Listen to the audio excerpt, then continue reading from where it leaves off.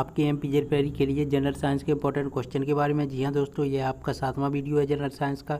अगर आपने previous video नहीं देखे तो देख लीजिए, क्योंकि इसमें वही वीडियो आपको लाए हैं जो आपके एग्ज़ाम में क्वेश्चन आए हैं। तो दोस्तों, अगर आपने नहीं देखा तो आप यहाँ पर प्लेलिस्ट में चेक कर सकते हैं और वीडियो को देख सकते हैं, क्योंकि अगर आपने ये जनरल साइंस के क्वेश्चन पढ़ लिए फिर आपको एमपीजेड एमपी पुलिस के लिए कहीं और नहीं जाना पड़ेगा। तो चलिए दोस्तों, स्टार्ट करते हैं। पहला क्वेश्चन है, द्विनाम पद्धति के प्रतिपादक हैं लीनियस, लैंडस्टीनर, थियोफ्रैक्टस, इनमें से कोई नहीं। तो इसका राइट आंसर है आपका लीनियस। जी हाँ दोस्तों, लीनियस ने द्विनाम पद्धति दी थी। तो आपको ध्यान रखना है लीनियस द्विनाम पद्धति के प्रतिपादक कौन है, यह है आपके लीनियस। तो यह आपको ध्यान रखना है। अगला क्वेश्चन है आपका यहाँ पर एक्रोलीन है प्लास्टिक, फाइबर, रेजिन, इनमें से कोई नहीं। तो इसका राइट आंसर है आपका फाइबर। जी हाँ दोस्तों, फाइबर आपका एक्रोलीन जो है वह फाइबर है और इसका फॉर्मूला जो होता है C3H4O। तो यह आपको ध्यान रखना है, या इस प्रकार से ध्यान रखिए C3H3OH। तो इस प्रकार से आप इसका फॉर्मूला ध्यान रख सकते हैं।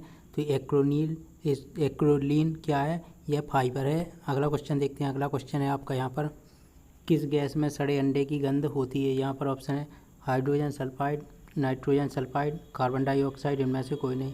तो इसका राइट आंसर है आपका हाइड्रोजन सल्फाइड। जी हाँ दोस्तों, हाइड्रोजन सल्फाइड में आपका क्या होती है, सड़े अंडे की गंध आती है। और आपको बता दें, यह हाइड्रोजन सल्फाइड जो है यह एक इनऑर्गेनिक यानी अकार्बनिक यौगिक है, यह आपको ध्यान रखना है। और इसको अगर वायु में छोड़ दिया जाए तो यह नीली ज्वाला के साथ जलने लगता है। तो यह भी आपको ध्यान रखना है, यह नीली ज्वाला के साथ जलने लगता है वायु में। अगला क्वेश्चन देखते हैं। अगला क्वेश्चन है आपका यहाँ पर ज्वालामुखी पर्वतों से निम्नलिखित में से कौन सी गैस निकलती है। ऑप्शन है hydrogen, nitrogen, chlorine, sulphur dioxide. तो इसका राइट आंसर है आपका यहाँ पर वह है सल्फर डाइऑक्साइड। जी हाँ दोस्तों, आपके जो ज्वालामुखी होते हैं, ज्वालामुखी पर्वतों से वह आपकी सल्फर डाइऑक्साइड यानी SO2 गैस निकलती है। SO2 गैस निकलती है, यह आपको ध्यान रखना है, SO2 गैस निकलती है। अगला क्वेश्चन है, सोडा वाटर है। यहाँ पर ऑप्शन है ठोस द्रव विलयन, द्रव विलयन और गैस द्रव विलयन, इनमें से कोई नहीं। तो इसका राइट आंसर है आपका गैस द्रव विलयन। जी हाँ दोस्तों, गैस और द्रव को मिलाकर सोडा वाटर बनाया जाता है, यह आपको ध्यान रखना है, अगला क्वेश्चन देखते हैं। अगला क्वेश्चन है यहाँ पर, लोहे का शुद्धतम रूप है। ऑप्शन है पिटवा लोहा, ढलवा लोहा, स्टेनलेस स्टील, इनमें से कोई नहीं। तो आपका इसका राइट आंसर है पिटवा लोहा। जी हाँ दोस्तों, पिटवा लोहा आपका लोहे का सबसे शुद्धतम रूप है, क्योंकि इसमें कार्बन की जो प्रेजेंट है यानी कार्बन की जो मात्रा रहती है वह सबसे कम रहती है। तो यह आपको ध्यान रखना है, कौन है, पिटवा लोहा है, यह आपको ध्यान रखना है, पिटवा लोहा आपका राइट आंसर है। अगला क्वेश्चन देखते हैं। अगला क्वेश्चन है यहाँ पर आपका, झूठ का पता लगाने वाला यंत्र है। तो दोस्तों आपको बताना है, यहाँ पर ऑप्शन है पायरोमीटर, पॉलीग्राफ, सिस्कोग्राफ, इनमें से कोई नहीं। तो इसका राइट आंसर है आपका पॉलीग्राफ। जी हाँ दोस्तों, पॉलीग्राफ को लाइट डिटेक्टर मशीन के रूप में यूज किया जाता है। तो पॉलीग्राफ आपका क्या है, लाइट डिटेक्टर है, ये आपको ध्यान रखना है। तो झूठ का पता लगाने वाला यंत्र कौन है, आपका पॉलीग्राफ है। पायरोमीटर आपका तापमापन के लिए यूज किया जाता है, यानी उच्च तापमापन के लिए यूज किया जाता है। और जो आपका सिस्कोग्राफ है, इससे आपका क्या मापा जाता है, इससे आपका भूकंप की तीव्रता मापी जाती है, यह आपको ध्यान रखना है। तो इसको सिस्कोग्राफ नहीं सीस्मोग्राफ कहा जाता है, यह आपको ध्यान रखना है, सीस्मोग्राफ इसको कहा जाता है। और इसके द्वारा क्या मापी जाती है, भूकंप की तीव्रता, और साथ में एक रिक्टर स्केल है, उससे भी भूकंप का मापन किया जाता है। भूकंप की तीव्रता रिक्टर स्केल से ही मापी जाती है। अगला क्वेश्चन है यहाँ पर आपका, एक कृत्रिम उपग्रह में विद्युत ऊर्जा का स्रोत क्या है। तो यहाँ पर ऑप्शन है थर्मोपाइल, सौर सेल, डायनामो, लघु नाभिकीय रिएक्टर। तो इसका राइट आंसर है आपका सौर सेल। जी हाँ दोस्तों, सोलर सेल, इसमें जो कृत्रिम उपग्रह रहते हैं, आर्टिफिशियल जो सैटेलाइट रहते हैं, इनमें आपके सोलर अरे पैनल लगे होते हैं, जो सूर्य से सौर ऊर्जा को लेकर विद्युत ऊर्जा में परिवर्तित कर देती हैं। अगला क्वेश्चन देखते हैं। अगला क्वेश्चन है यहाँ पर, मानव शरीर में भोजन का रक्त द्वारा अवशोषण कहाँ होता है, सर्वाधिक कहाँ होता है। तो यहाँ पर ऑप्शन है यकृत, अमाशय, बड़ी आंत, छोटी आंत। तो दोस्तों इसका राइट आंसर है छोटी आंत। जी हाँ दोस्तों, सबसे ज़्यादा जो आपका भोजन का रक्त द्वारा जो सबसे ज़्यादा अवशोषण यानी एब्जॉर्प्शन होता है वह कहाँ होता है? वह आपका होता है छोटी आंत में। जी हाँ दोस्तों, छोटी आंत में सर्वाधिक पाचन और एब्जॉर्प्शन आपका यानी अवशोषण आपका होता है, वह होता है आपका कहाँ पर होता है? वह होता है आपका छोटी आंत में। तो आपको ध्यान रखना है सबसे ज़्यादा भोजन का डाइजेशन और एब्जॉर्प्शन छोटी आंत में होता है। और छोटी आंत यह आपकी अमाशय से कनेक्ट होकर यह कहाँ खुलती है? यह बड़ी आंत में खुलती है। तो यह आपको ध्यान रखना है। तो छोटी आंत इसका राइट आंसर है। यकृत मैंने कल बताया था आपको बहिस्रावी ग्रंथि और शरीर की सबसे बड़ी ग्रंथि है, यह आपको ध्यान रखना चाहिए। अगला क्वेश्चन है आपका यहाँ पर, अगला क्वेश्चन है सुपर कंडक्टर की चालकता कितनी होती है? ऑप्शन है कम, शून्य, असीमित, अधिक। तो इसका राइट आंसर है असीमित।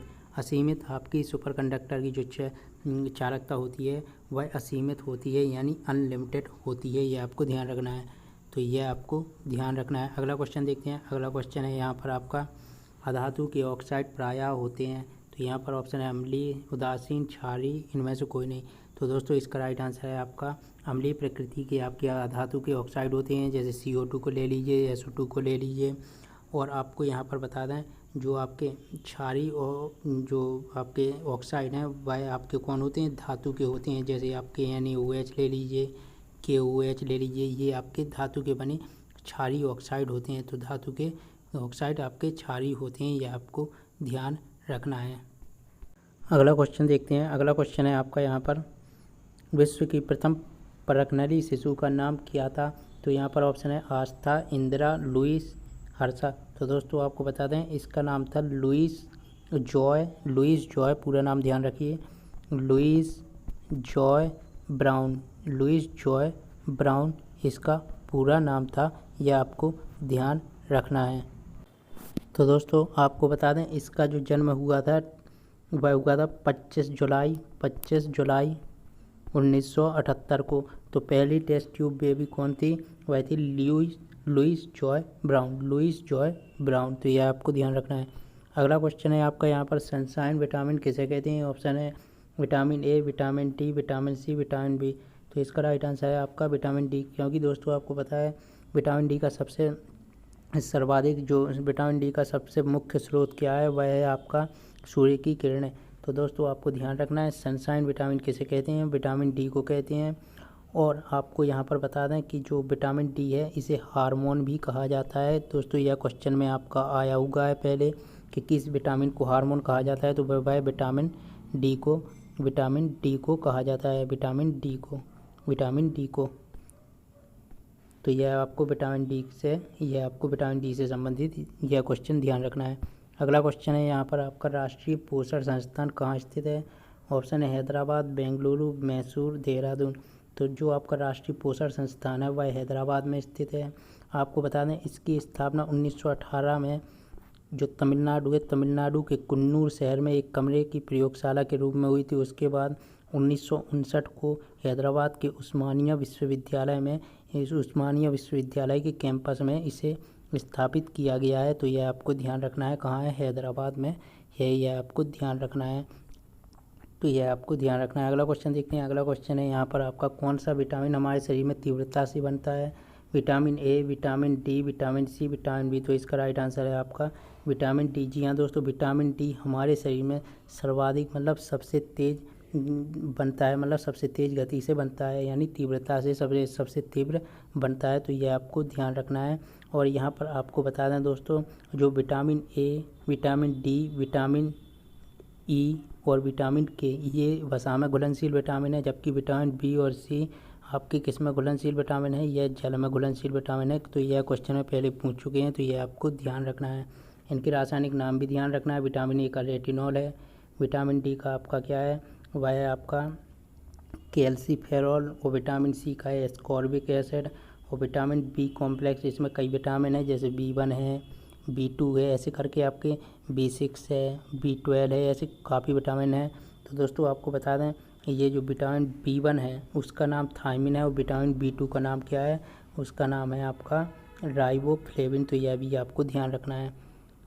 और यहाँ पर आपको बता दें कि जो विटामिन है इसके विटामिन शब्द की जो आपको यहाँ पर पूछ सकते हैं कि विटामिन की खोज किसने की, तो वैसे तो की हॉपकिंस ने, लेकिन अगर आपको हॉपकिंस ऑप्शन में नहीं आता, क्योंकि हॉपकिंस ऑप्शन में आता ही नहीं है, फंक आपको लगाना है राइट आंसर की विटामिन की खोज किसने की, तो आपको लगाना है फंक।